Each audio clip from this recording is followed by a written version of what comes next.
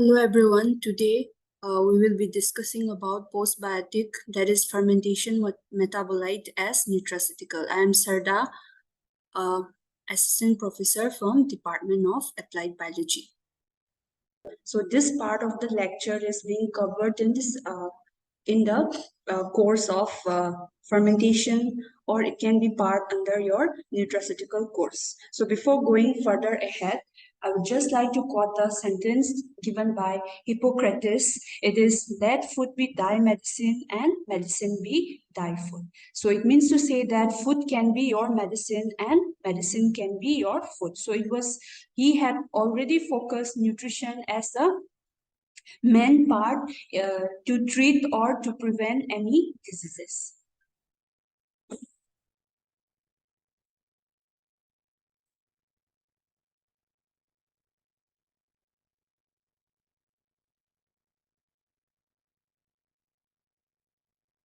So coming to the next part, that is your nutraceutical. For moving ahead with postbiotic, first we need to know what is a nutraceutical. So it is a blend of two words, that is your nutrient and pharmaceutical. So nutrient is nothing but a nourishing food or food component which provides the basic nutrition. And pharmaceutical, we all know it is a medical drug. So it was coined by Stephen D. Fallis in 1989, and he was the chairman and founder of the Foundation and Innovation in Medicine. And this Foundation and Innovation in Medicine, they had worked on various projects on various research on nutraceutical, and they define nutraceutical as a food or parts of food that provides your medical or health benefits. So how will they provide the health benefits or medical benefits?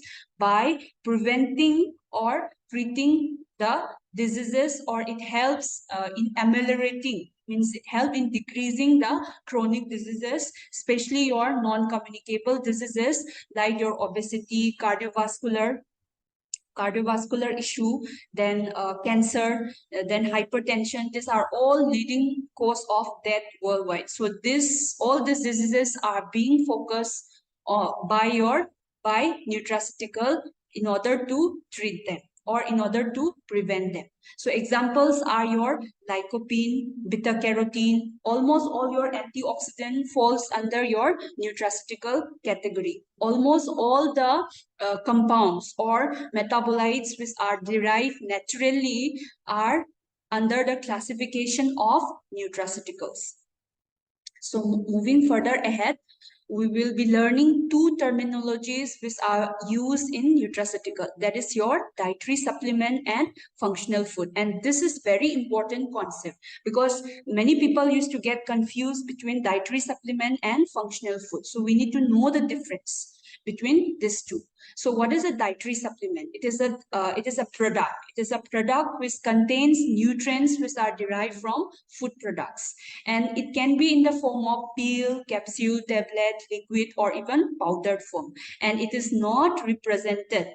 This should be remembered. It is not represented for use as a conventional food. So it is not a conventional food for getting the basic nutrition, but it is a supplement. Supplement. The word supplement arises. It is a supplement to nourish the body. So it is a supplement in the form of dietary ingredients like your metabolites. It can be primary as well as secondary metabolites, as well as mineral, amino acid. All these are given as a dietary supplement. Then coming to functional food. It was first introduced in Japan in the mid-1980s, and it is legally defined as food for specified health use, which is known as FOSU. So this FOSU, it had been used legally in Japan. So they have defined functional food as food and food components that provide health benefits. So here health benefit is given beyond the basic nutrition. So what do you mean by beyond basic nutrition? We all know basic nutrition, right? The basic nutrients like your carbohydrate, lipids, fat, all this provide nutrition to nourish the body. But this nutraceutical, they will be providing the benefits beyond that nutrients, the basic nutrients. So example like your probiotic. I think everyone is aware, right? Probiotic is your live microorganism which when administered or which when taken in adequate amount confers the health benefits.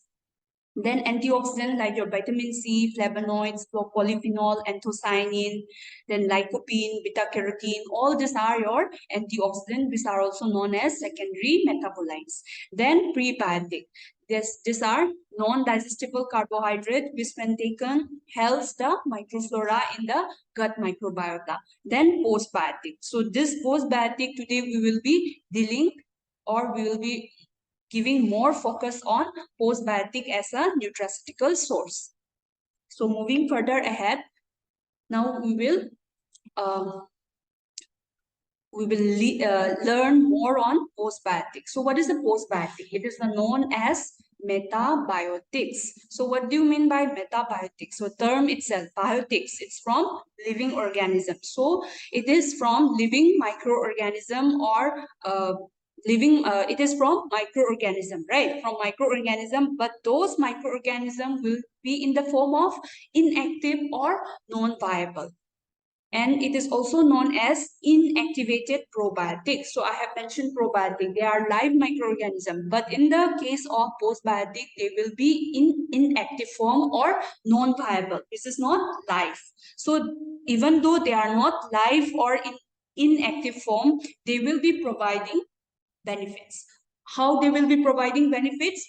Because the fragments or the metabolites produced by them, produced by those microorganisms, like your complex molecules, like your protein, peptides, amino acid, organic acid, vitamins, carbohydrate, lipids, then all the fragments, the bacterial cells and fragments, all this constitute your postbiotic. And this postbiotic or these fragments or metabolites, they have physiological as well as mental well-being, and they help in physical as well as mental well-being, and they are also known as synonymously they are also known as paraprobiotic, and it is known as ghost probiotic. Ghost means what?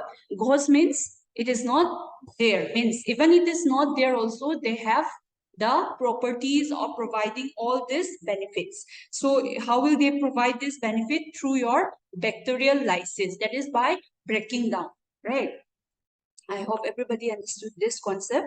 So moving further ahead, in this figure, we will be seeing between the associationship between your probiotic, prebiotic, and postbiotic. So what is the interrelationship between these three terminologies? So probiotic, we all know what is that?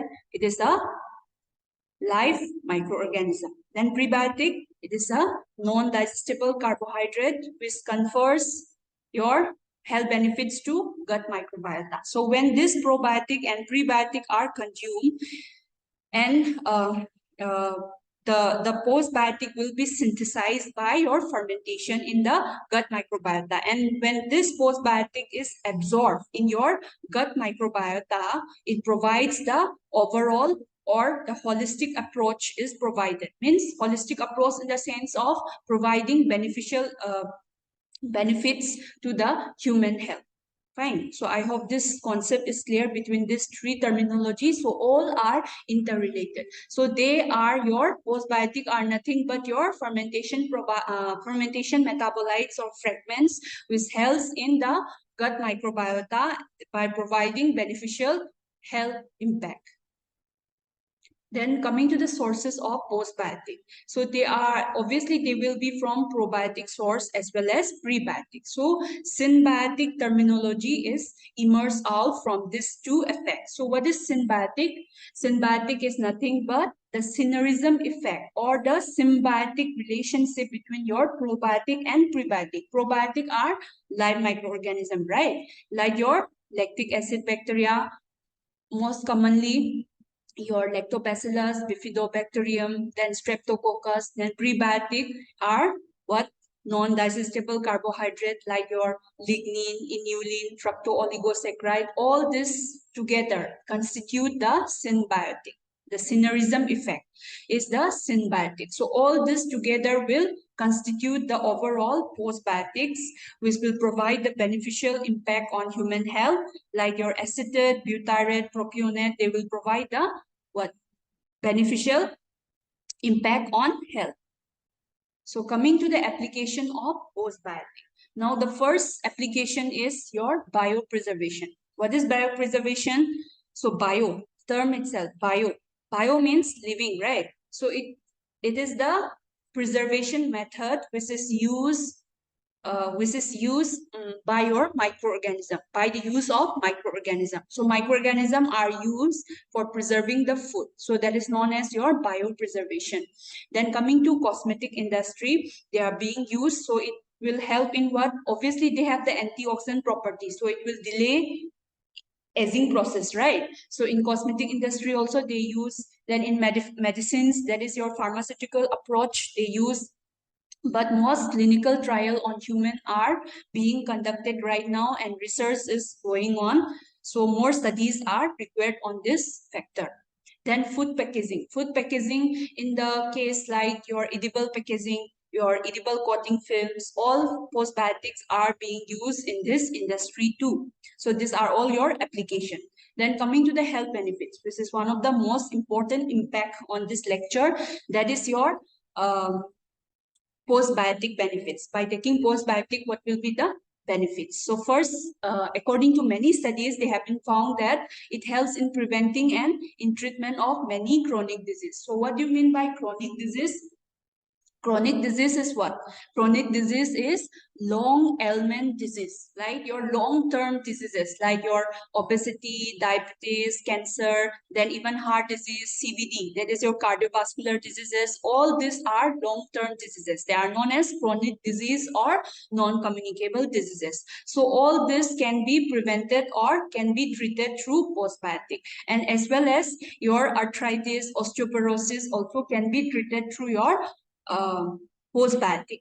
The second point is your physiological as well as mental function can be restored. They can be restored, they can be modified through your postbiotic, application of your postbiotic. So means what I want to conclude is that many studies have concluded that they have many holistic approach. That is a broader approach in health benefits. And it also helps in delay aging. That is delaying the aging process. That's why they are being used in cosmetic industry, right?